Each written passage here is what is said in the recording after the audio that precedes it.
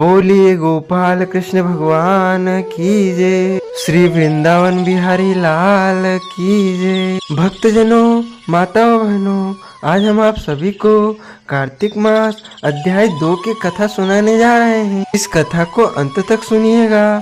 सुनने के बाद अधिक से अधिक लोगों को शेयर भी कर दीजिएगा और हमारे इस वीडियो को अधिक से अधिक लाइक कीजिएगा। गुरुर् ब्रह्मा गुरुर्विष्णु गुरुर्देवो महेश्वरः गुरु साक्षात् परब्रह्मा तस्मै श्री गुरुवे नमः। श्री अखंड मंडलाकारं व्याप्तं येन चराचरं तत्पदं दर्शितं येन तस्मै श्री गुरुवे नमः।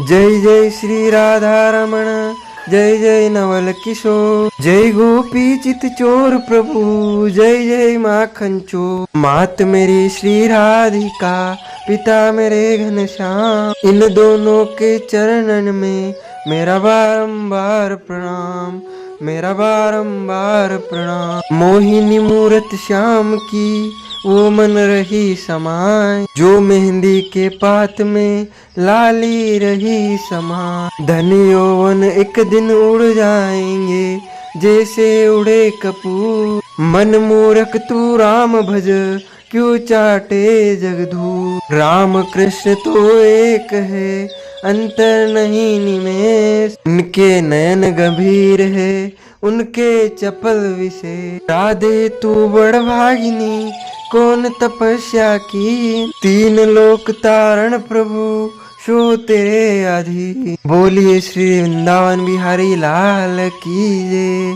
श्री बालकृष्ण लाल की जय, श्री श्याम सुंदर यमुने महारानी की जय, जगत गुरु श्री वल्लभाधीश की जय, गोसाई जी परम दयाल की जय, श्री गुरुदेव की जय, लाडले लाल की जय, आज के आनंद की जय। कार्तिक मास अध्याय 2 की कथा जब प्रारंभ होती है तो उसमें पहले दिन की जो कथा होती है उसमें आगे भगवान बोले, यानी कि अगले दिन की कथा में भगवान श्री कृष्ण आगे बोले, हे प्रिय, जब गुणवती को राक्षस द्वारा अपने पति एवं पिता के मारे जाने का समाचार मिला तो विलाप करने लगी।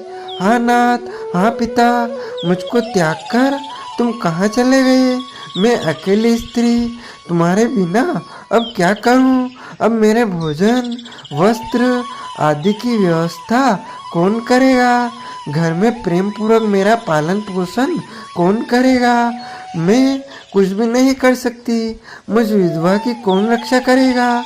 मैं कहाँ जाऊं? मेरे पास तो अब कोई ठिकाना भी नहीं रहा। इस प्रकार विलाप करते हुए गुणवती चक्कर खाकर धरती पर गिर पड़ी और बेहोश हो गई। बहुत देर बाद जब उसे होश आया तो वह पहले की ही भांति करुण विलाप करने लगी, शोक सागर में डूब गई। कुछ समय के पश्चात जब वह संभली तो उसे ध्यान आया कि पिता और पति की मृत्यु के बाद मुझे उनकी क्रिया करनी चाहिए जिससे उनकी गति हो सके। इसलिए उसने अपने पति का घर सारा सामान बेच दिया और उससे प्राप्त धन से उसने अपने पिता एवं पति का श्राद्ध आदि कर्म किया। तत्पश्चात वह उसी नगर में रहते हुए 8 पहर भगवान विष्णु की भक्ति करने लगी। उसने मृत्यु पर्यंत तक नियम पूर्वक सभी एकादशियों का व्रत और कार्तिक महीने में उपवास एवं व्रत किए। हे प्रिय, एकादशी और कार्तिक व्रत मुझे बहुत ही प्रिय है। इनसे मुक्ति, भुक्ति, पुत्र तथा संपत्ति प्राप्त होती है। कार्तिक मास में जब तुला राशि पर सूर्य आता है तब ब्रह्म मुहूर्त में उठकर स्नान करने व व्रत व उपवास करने वाले मनुष्य मुझे बहुत प्रिय है, क्योंकि यदि उन्होंने पाप भी किए हो तो भी स्नान व व्रत के प्रभाव से उन्हें मोक्ष प्राप्त हो जाता है। कार्तिक मास में स्नान, जागरण, दीपदान तथा तुलसी के पौधे की रक्षा करने वाले मनुष्य साक्षात भगवान विष्णु के समान हैं। कार्तिक मास में मंदिर में झाड़ू लगाने वाले, स्वास्तिक बनाने वाले तथा भगवान विष्णु की पूजा करने वाले मनुष्य जन्म मरण के चक्कर से छुटकारा पा जाते हैं। यह सुनकर गुणवती भी प्रतिवर्ष श्रद्धा पूर्वक कार्तिक का व्रत और भगवान विष्णु की पूजा करने लगी। हे प्रिय, एक बार उसे ज्वर हो गया और वो बहुत कमजोर भी हो गई। फिर भी वह किसी प्रकार गंगा स्नान के लिए चली गई। गंगा तक तो वह पहुंच गई, परंतु शीत के कारण वह बुरी तरह से कांप रही थी। इस कारण वह शिथिल हो गई। तब मेरे भगवान विष्णु दूत उसे मेरे धाम में ले आए। तत्पश्चात ब्रह्मा आदि देवताओं की प्रार्थना पर जब मैंने कृष्ण का अवतार लिया तो मेरे गण भी मेरे साथ इस पृथ्वी पर आए, जो इस समय यादव है। तुम्हारे पिता पूर्व जन्म में देव शर्मा थे, तो इस समय सत्राजी थे। पूर्व जन्म में चंद्र शर्मा जो तुम्हारा पति था वह डाकू है, और हे देवी, तू ही वह गुणवती है। कार्तिक व्रत के प्रभाव के कारण ही तू मेरी अर्धांगिनी हुई। पूर्व जन्म में तुमने मेरे मंदिर के द्वार पर तुलसी का पौधा लगाया था। इस समय वह तेरे महलों के आंगन में कल्प वृक्ष के रूप में विद्यमान है। उस जन्म में जो तुमने दीपदान किया था, उसी कारण तुम्हारी देह इतनी सुंदर है और तुम्हारे घर में साक्षात लक्ष्मी का वास है। क्योंकि तुमने पूर्व जन्म में अपने सभी व्रतों का फल पति स्वरूप विष्णु को अर्पित किया था, उसी के प्रभाव से इस जन्म में तुम मेरी प्रिय बनी हुई हो। पूर्व जन्म में तुमने नियम पूर्वक जो कार्तिक मास का व्रत किया था, उसी के कारण मेरा और तुम्हारा कभी वियोग नहीं होगा। इस प्रकार कार्तिक मास में व्रत आदि करने वाले मनुष्य मुझे तुम्हारे समान प्रिय है।